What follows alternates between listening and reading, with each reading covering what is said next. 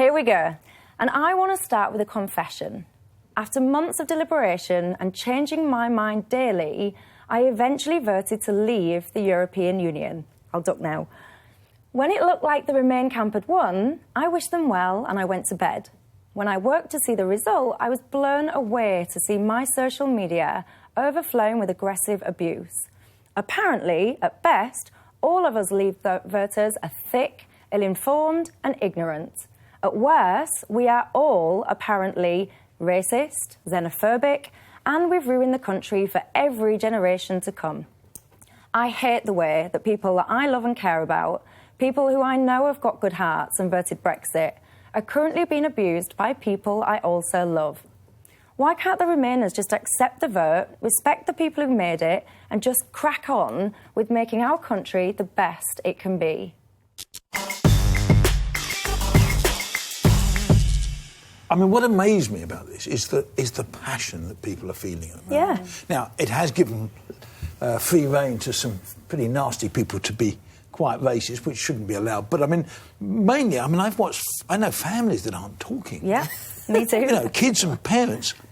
Yeah. It's not, thank God, we all at least voted the same way, so you can still have tea in our hands together. Because I know people who aren't like that. But I have to say, it will die, but, nearly a week on, I'm still angry. I'm furious. And, I mean, there are people... Angry about what? And furious about what? I'm angry... Lies. I'm angry that we were lied to. Yeah. I'm angry that all sorts of stories were put out that weren't true. So, Nick, what do you think?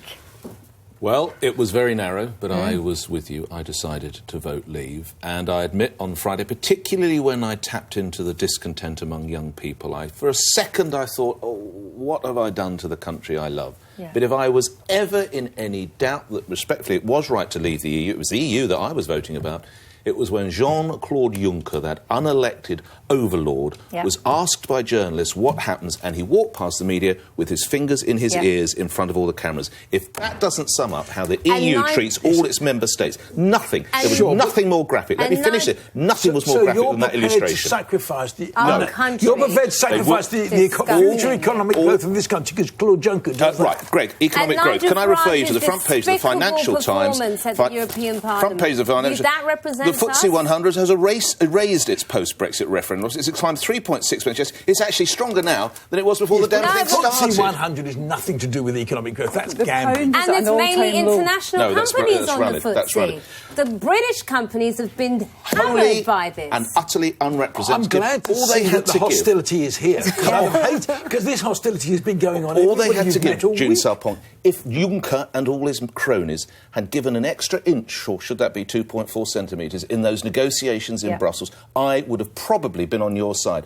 But the hostility, the arrogance with which they treated Britain, with its valid concerns about sovereignty, they had it coming to them. They are the architects of these problems. The bit I don't quite understand, which no one seems to have discussed yet, is assuming we pay in 150 million a week or whatever it is. Right. Well, apparently 350. No, but it wasn't. No, let's forget that. Let's say there was a real figure going in every week. Who's going to pay that in the future? Yeah. I don't think it's not our worry. Well, it is, because we still want the single market. It's still our worry. I think it is, because it could actually, what it could lead to is the beginnings of the breakup of the whole thing. Great. Oh, please God. And then it reforms, it then reforms as a trade bloc. Yeah, that's as what a I trade would like with to see. Britain as one of the key architects. Yeah. And we worry about trade, we worry about single markets. We do not have an organisation that actually limits the power of my hairdryer and how loud my lawnmower's going. What's that got to do with trading? That's not what people are concerned about, Nick. Right, let me bring this back to my topic, because I want to show you this clip here, because my point here is the hatred and the lack of respect that people have got for the decision that we made. So if you look at this clip, this is people abusing Boris Johnson when he left his house, when they're calling him, as you were about to hear, scum, traitor.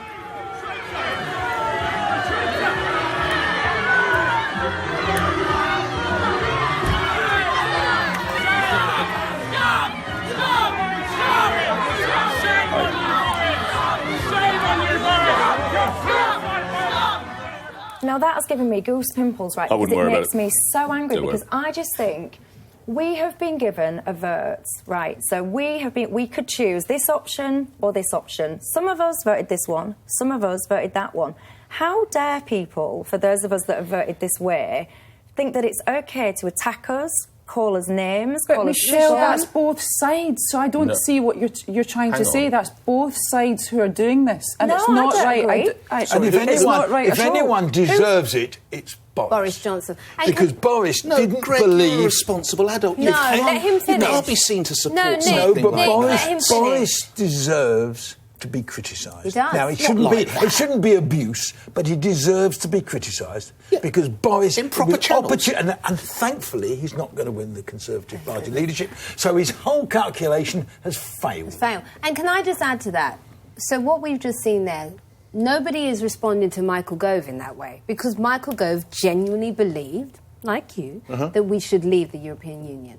Boris Johnson, that was a calculated move. That man wrote 2 articles. He wrote 2 articles, one for Remain, one for Leave, before he decided which one he was going to go with, which was going to be the best career option the next morning. So the reason people are responding to him like that is because of what he's done. No, I think what he's out the fallout is unbelievable. Just for one person's career, But also remember, he'd been Mayor of London for 8 years. Hello. London voted overwhelmingly to stay in. What a betrayal. And even if you can say the whole country, it's not in its interest.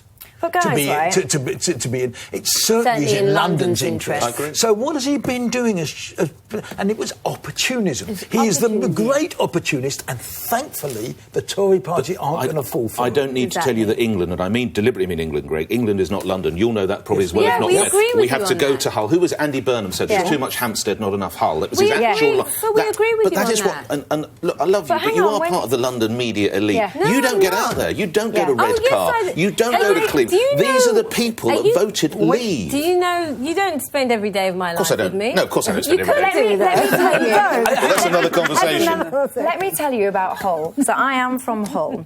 And I also live in London, and I have been blown away by the divide between, like, I've got friends in London, none of them voted to leave, and I've got obviously family and friends in Hull, none of them voted to stay. And when I talk to my London friends, some of which are now not talking to me as a result of what I've done by voting Brexit, their concerns, they spoke to me, they said, oh my God, my house prices have just crashed, my pension's taken a hit, my investments have taken a hit. These are friends of mine that earn hundreds of thousands of pounds a year who look at this kind of Brexit as a direct effect on them.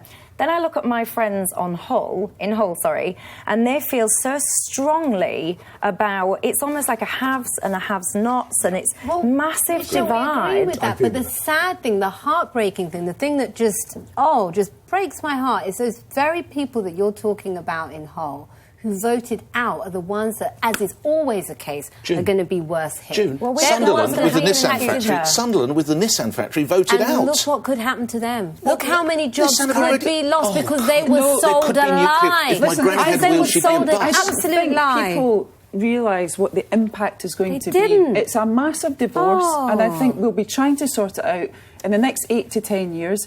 I think the hardest hit will be the small to medium-sized businesses. Poor people. And people should be concerned about the jobs, because whilst they bicker and sort it out, it's going to be chaos. It will be chaos.